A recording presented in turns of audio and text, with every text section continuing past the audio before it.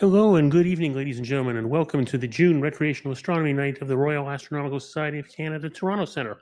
My name is Tom Luton. I'll be your host for the evening. This evening's lineup, we have Claudio Oriani with the Sky This Month. Julian Samuel will be talking about using a 60 millimeter solar telescope to make sketches and oil paintings of the sun. And then Frank Dempsey will wrap things up with some updates to the telescope loan program. And then our president, Scott Masterton, is away, so I'll be handling the announcements at the end. Just a quick show of hands. Is there anyone here in the audience here for the first time? No? All right. Anyway, and we'll get started then with Claudio Oriani and the Sky This Month.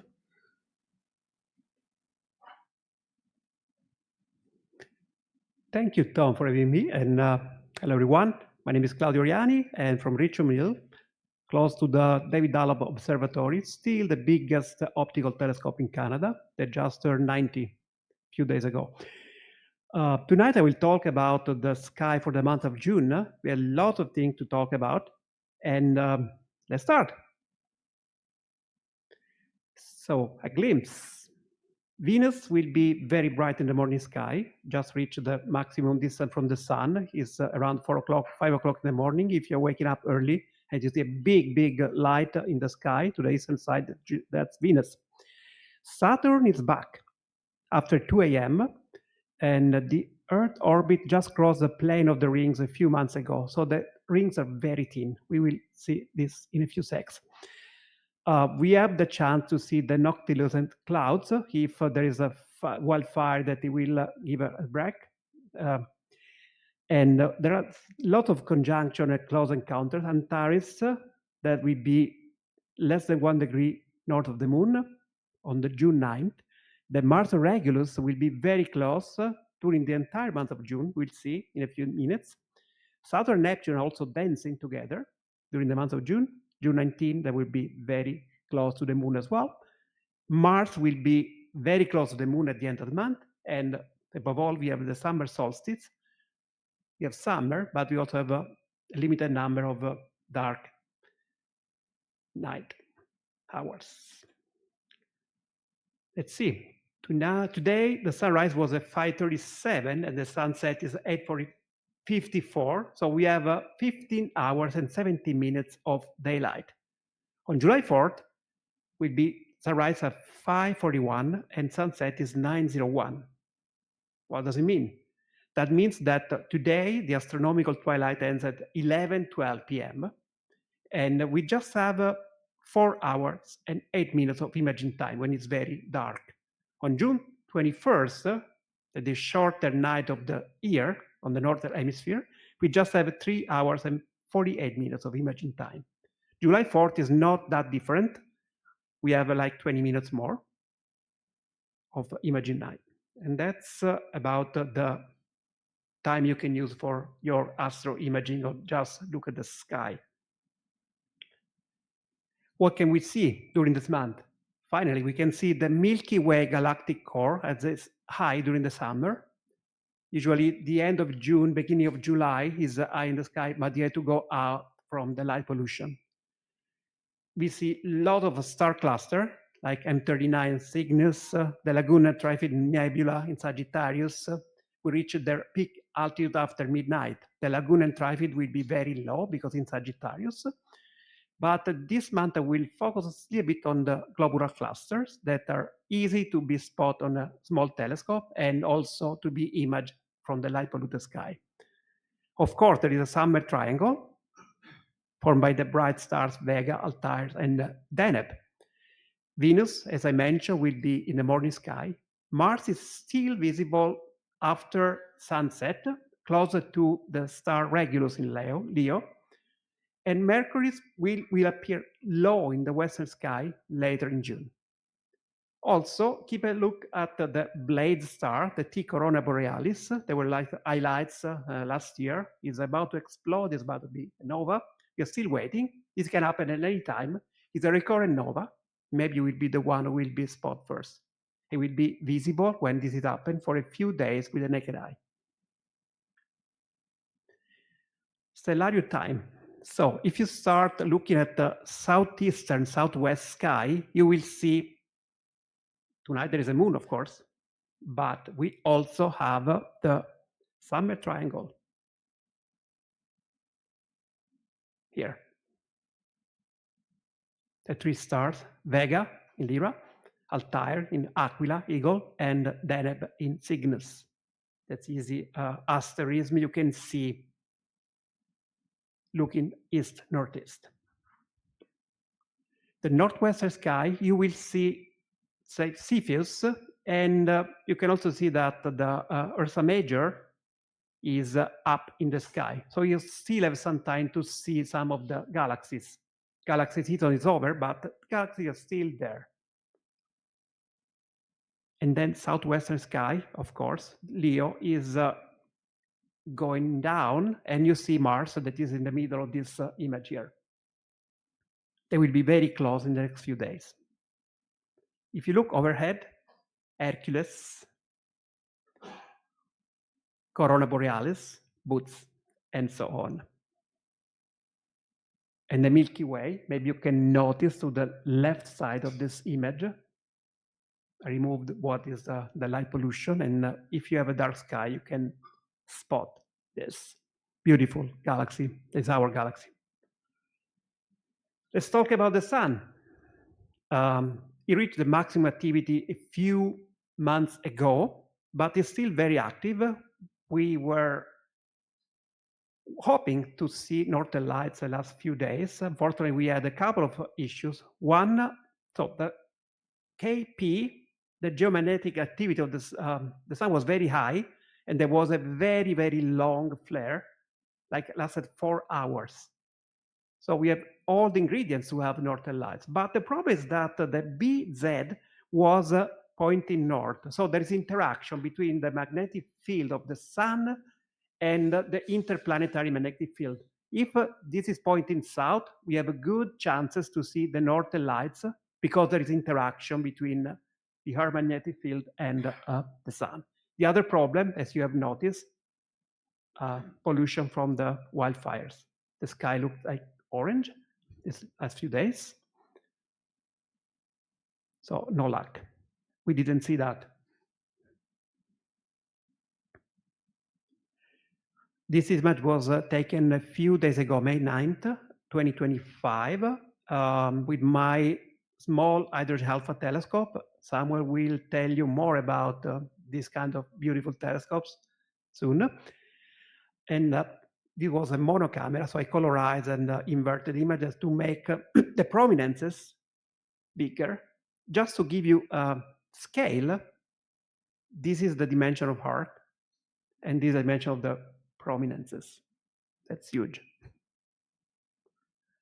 The moon. On June 7, the moon will be at the farthest, so 405,000 kilometers away, and the perigee will be reached on June 23rd.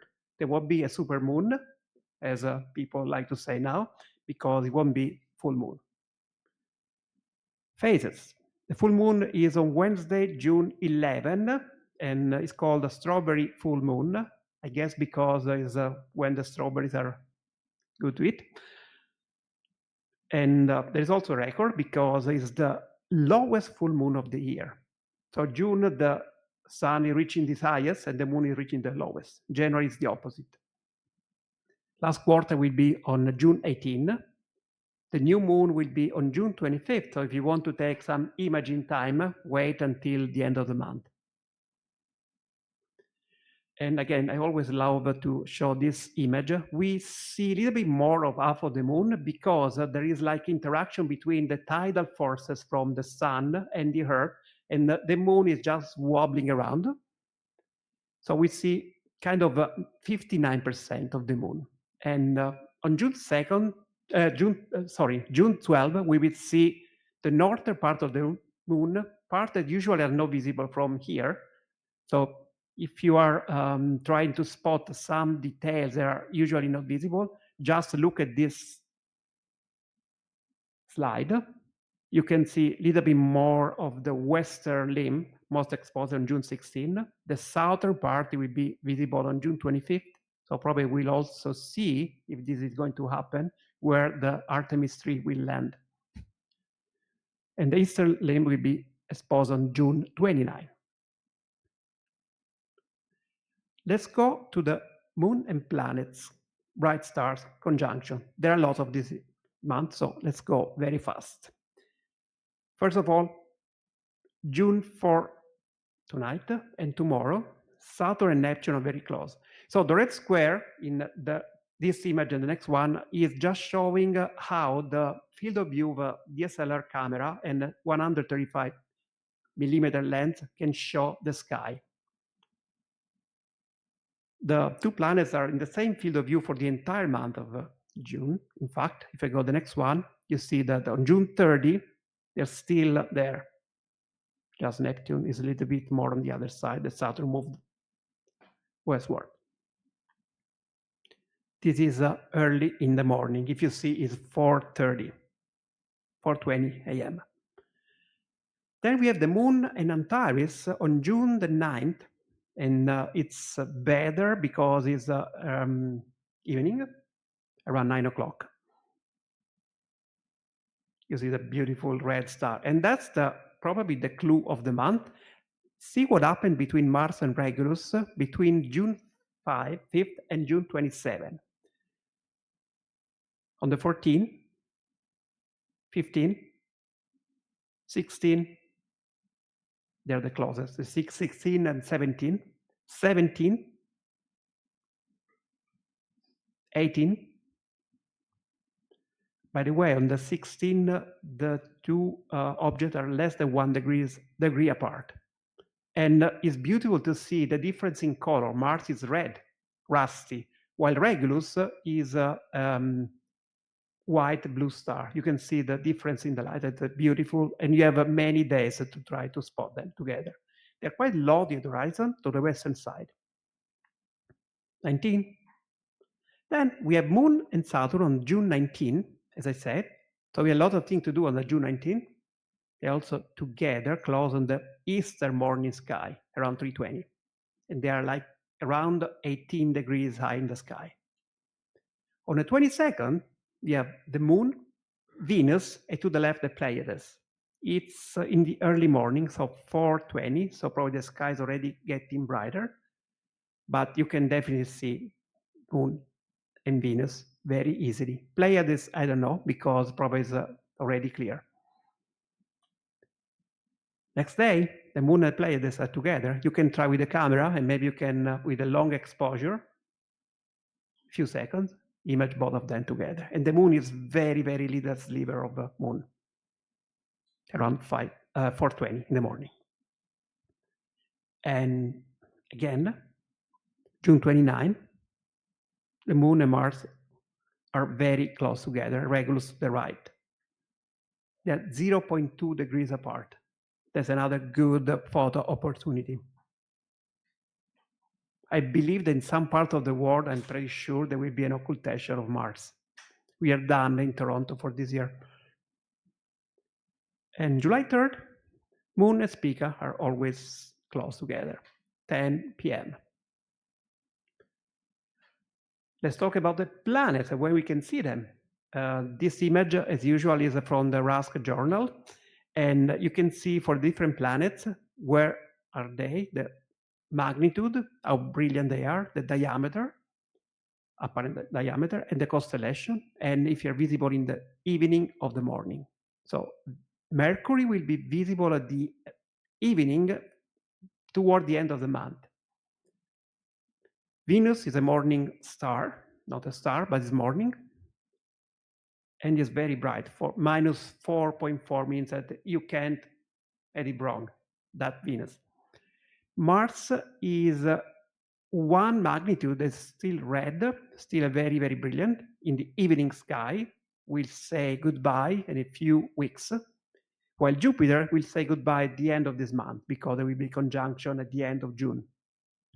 Saturn will appear again, and Uranus will be visible at the end of the month towards in the morning sky. Neptune is also a morning object. Let's talk about Mercury. As I say, on June 8th, it's very hard because it's probably 15, 20 minutes after sunset. They're close together in Taurus constellation. Maybe you can spot Jupiter. Wait until the sun is gone, please, because you never know. That's an animation. I took this image, this video of Mercury. It was on June 6, 2020. Venus is a morning sky, low to the east before sunrise at the end of the month. And as I said, it reached the greatest western elongation, so the maximum distance from the sun, the best time in 2025 to observe Venus in the morning sky. Mars is still reasonably high in the western sky because it's setting before 1 a.m. and is in Leo, the Lion constellation, close to Regulus, as we saw before, the kingly star. Jupiter is very hard to spot. Again, it's close to Mercury on June 8th, but it will be in solar conjunction on June 24th. So you have to wait a few months to see Jupiter again in the morning sky. Saturn is rising in the eastern sky before 2 a.m.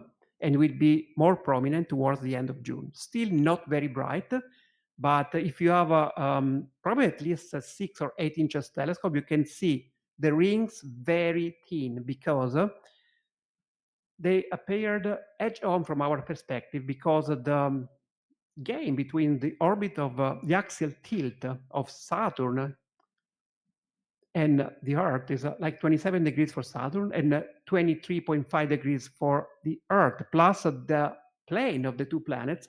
So we crossed the plane of Saturn rings, and we saw a little sliver at the end of March. This will happen again probably in November. But then over the course of the next 13 years, we will see more and more of the other side of the rings. Uranus, not much to say here. Wait until the end of the month and try to capture the moons of Uranus. Is getting more distant from the sun in the early morning, but probably it's better to wait next month. Neptune is still a good opportunity to see. And as I say, on June 29, Neptune and Saturn are in conjunction. Interesting fact that they will be 1 degree apart, but Saturn will be 500 times brighter than Neptune. What can we see during the month of June? We have a lot of things to do, so I had to pick some. So we have lots of galaxies still in Virgo, Comas Berenices, Ursa Major, but also starting to see narrow band targets like the lot of stuff, the North America Nebula in Cygnus and Sagittarius, M8, M20, and so on. But I wanted to focus on a couple of globular clusters. The first one is M3 in Canis Venatici, the hunting dogs. And the second one, not much to say, is the Great Hercules globular cluster, plus a galaxy. So M3 is one of the brightest and largest globular clusters in the northern sky. It's located in Canis Venatici constellation, and it contains an estimated, I can't even tell, 500,000 stars. It's also very interesting because I think it contains the biggest number of variable stars, the highest number, like 274. This is auto-spotted. Is to the right of to the right of Bootes constellation, between Bootes and the Ursa Major. And this is what you can see, or we can image with a small telescope. This was just with the 80 millimeter telescope, took a few days ago. Interesting fact that there is a little galaxy I highlighted to the right, and this little galaxy is little because it's 240 million light years away, NGC 5263. That's the Great Hercules cluster. It's 25,000 light years away, and is one of the brightest and most spectacular globular clusters in the northern hemisphere.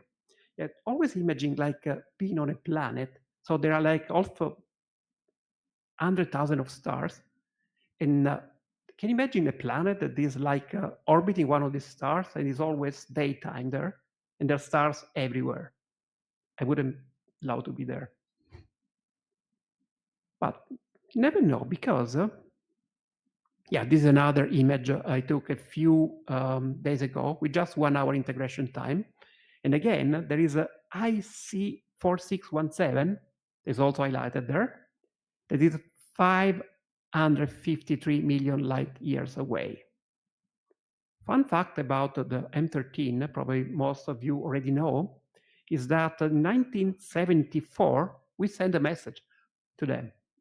If there is someone there, maybe can understand. It was from the Arecibo Radio Telescope in Puerto Rico, November 16, 1974.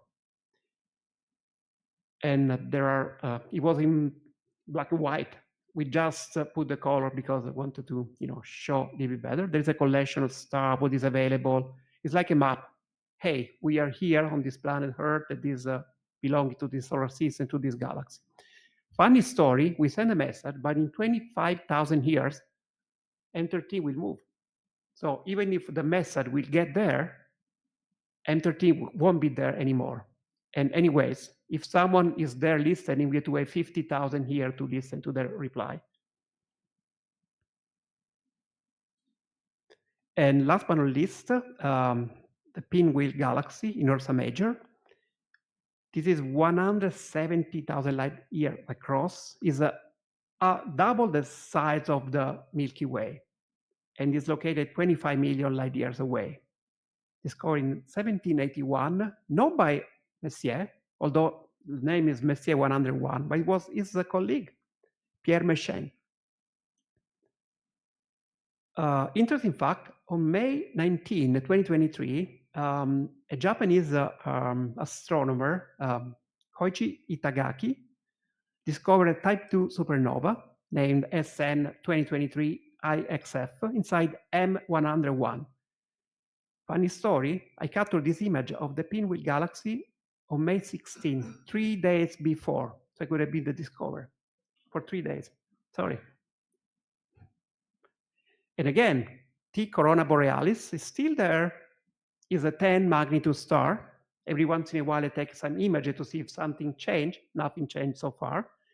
And is a recurring nova. What happened? There is like a binary star. There is a red giant, and there is a dwarf white star. It's a dead star that has a big, big gravity, and is just dropping all the material for the red giant until the amount is enough to make a big bust. And this happened every 80, 86 years. So last time happened at 1946, I believe, and there are signs that there is a accretion rate that is getting higher and higher, but we don't know enough because it was supposed to happen between April and September 2024, and as of today, it didn't happen yet.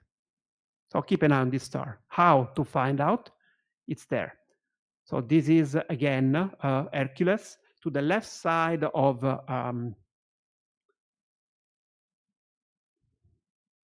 Arcturus, and this is a Corona Borealis, this ring of stars.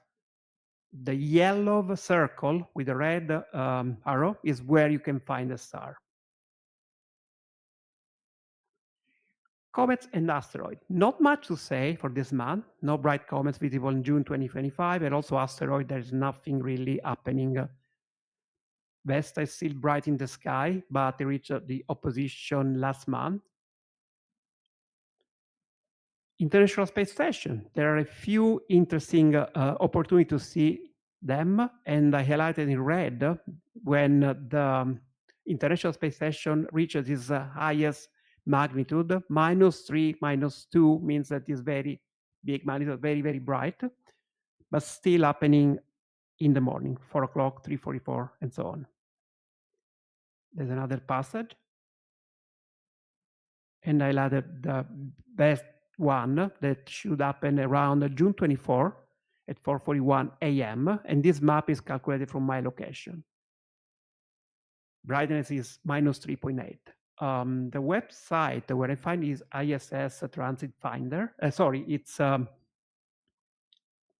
events.above.com. And I suggested to look from time to time because, as you know, the International Space Station can be a little bit delayed because there are always stuff happening there. And the thing that are real today, maybe next week will be not real.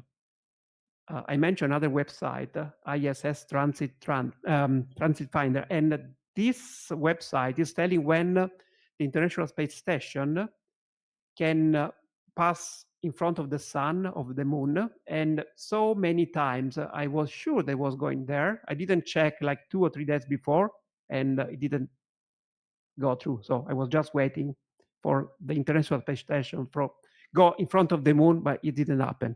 So always have a look like a few hours before and be sure that your latitude is correct. And with that, I think I'm done. Thank you so much.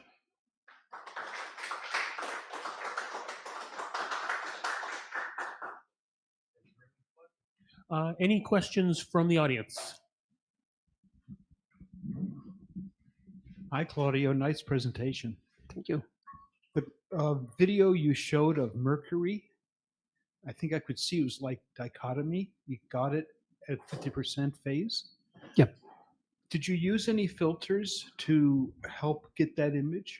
No, it was just a color camera, CMOS camera. I think ACI 224 MC is a color camera on my Celestron 8 as Schmidt-Cassegrain. And the thing that all this color, they're all around because it was very low to the horizon. So it's just a diffraction spiral and just the colors are not real. So Mercury looked like white. I was wondering if you had like a minus violet filter or something to cut that out. I don't, probably something I will consider adding to my arsenal very soon. Thank you. Any other questions? Oh.